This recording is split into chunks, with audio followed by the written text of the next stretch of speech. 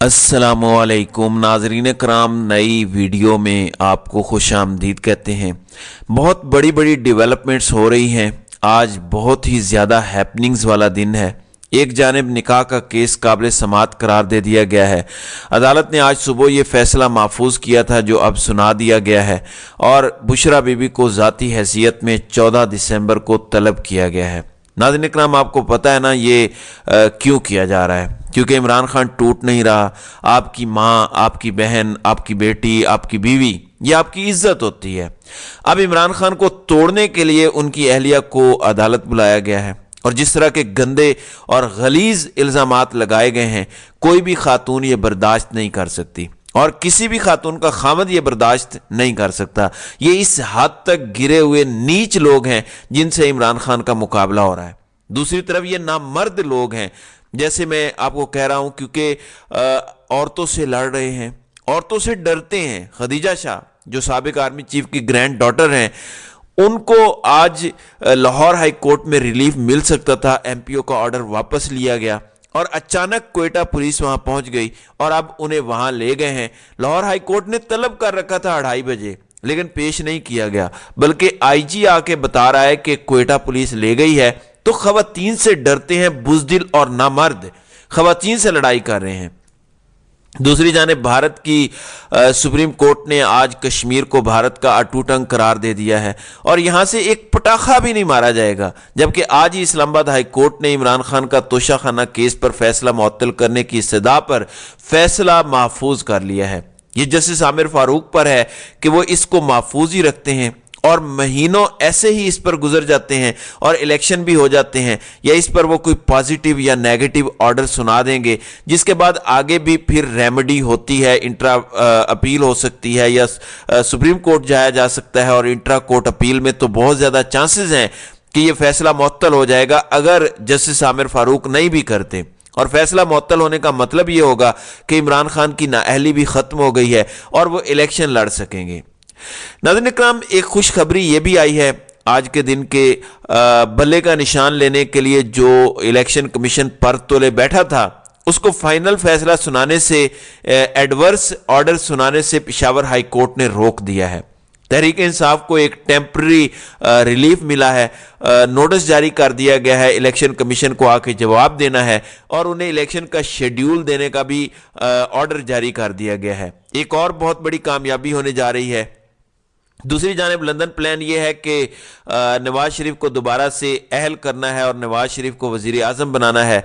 ये London plan अभी नहीं बना, ना ये पिछले साल बना है, ये 2021 में प्लान बनाया गया था। 2021 में ही इसहाक डार को कह दिया गया था कि आप बजट बनाने की तैयारी करें, आप लोग वापस गवर्नमेंट में आ रहे हैं। नवाज शरीफ को 2021 में यकीन दिलाया गया था कि इमरान खान अगले इलेक्शन में नहीं होंगे, आप आएँ पाकिस्तान सुकून से और फिक्र भी ना करें।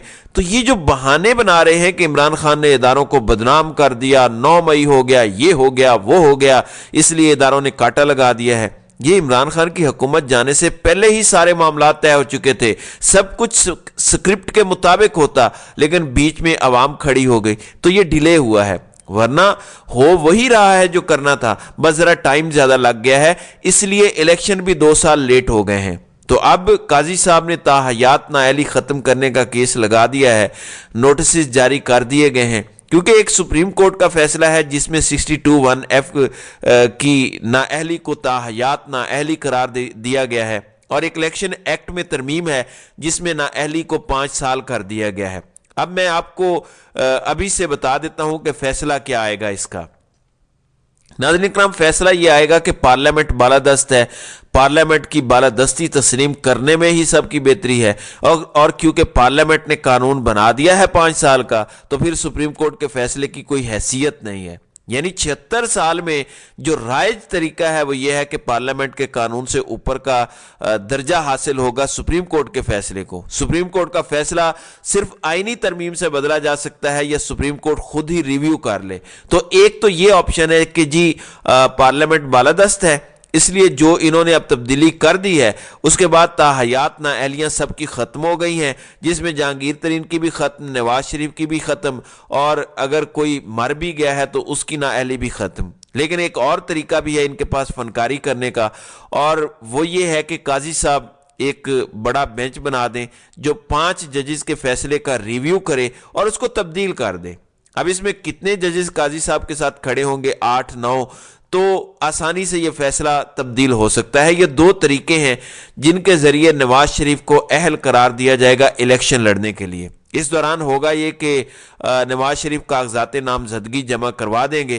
اگر ان پر اعتراض لگتا ہے کہ جی آپ تو نااہل ہیں، تو وہ چیلنج ہو جائے گا، وہاں سے سٹے مل جائے گا کہ سپریم کورٹ میں کیس چل رہا ہے، اس کا فیصلہ آنے دیں، اور یہ فیصلہ الیکشن سے پہلے آ جائے گا اور نواز شریف الیکشن لڑ سکیں گے۔ یہ ہے پوری کہانی اور یہ ہے پورا سکرپٹ جو میں نے آپ کو بتا دیا ہے، کیونکہ یہ لندن پلان کا حصہ ہے۔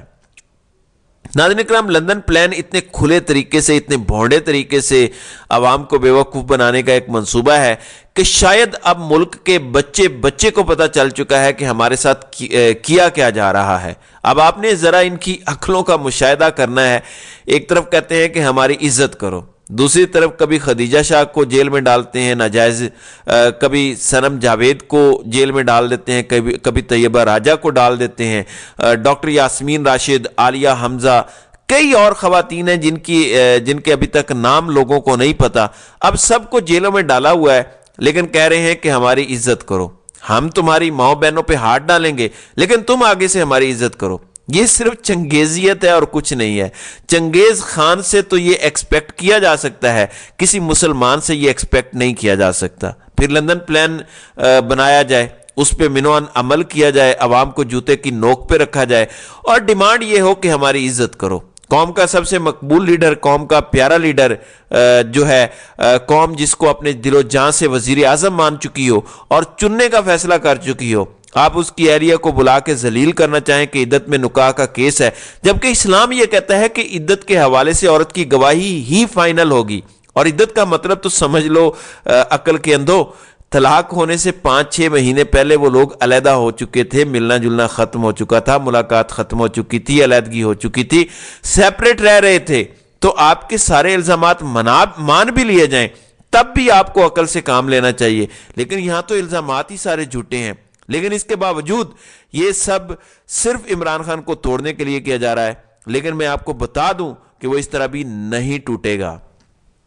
اگر آپ اسے قائل کر لیتے، میں آپ کو پھر دہراتا ہوں کہ آپ امریکہ کو ناراض نہیں کر سکتے۔ ہمارا اسلحہ وہاں سے آنا ہے، ہمارے لوگوں کی ٹریننگ وہاں پہ ہوتی ہے، ہمارے یہ بل پھنسے ہوئے ہیں، IMF وینٹیلیٹر جو آپ نے خواجہ آصف سے بیانات دلوائے، جو شہباز شریف سے بیانات دلوائے، جو حمزہ سے دلوائے کہ ایبسلیوٹلی ناٹ بولتا ہے، یہ آپ قوم کو بتاتے اور اس پہ عمران خان کو قائل کرتے۔ ہو سکتا ہے عمران خان قائل ہو جاتا، ہو سکتا ہے قوم قائل ہو جاتی، لیکن سچ تو بولتے نا۔ یہ کہنا کہ کوئی امریکہ کے خوف سے نہیں ہوا، سب کچھ جینون ہوا ہے، بالکل جمہوری ہوا ہے، یہ تو قوم کو آپ بے وقوف بنائیں گے تو قوم روٹی کو چوچی تو نہیں بولتی۔ سچ بولتے شاید عوام مان جاتی، لیکن جو آپ یہ حرکتیں کر رہے ہیں، عوام اور زیادہ ضد کر رہی ہے، آپ کو وہ شکست ہونے جا رہی ہے کہ جس کا آپ تصور بھی نہیں کر سکتے۔ اس بار عوام آپ کو بتائے گی کہ اصل اسٹیبلشمنٹ کون ہے اور آپ کی اصل اوقات کیا ہے۔ تو ناظرین کرام، آپ کی اس ویڈیو کے حوالے سے کیا رائے ہے؟ آپ اپنی رائے کا اظہار کامنٹ سیکشن میں ضرور کیجیے گا۔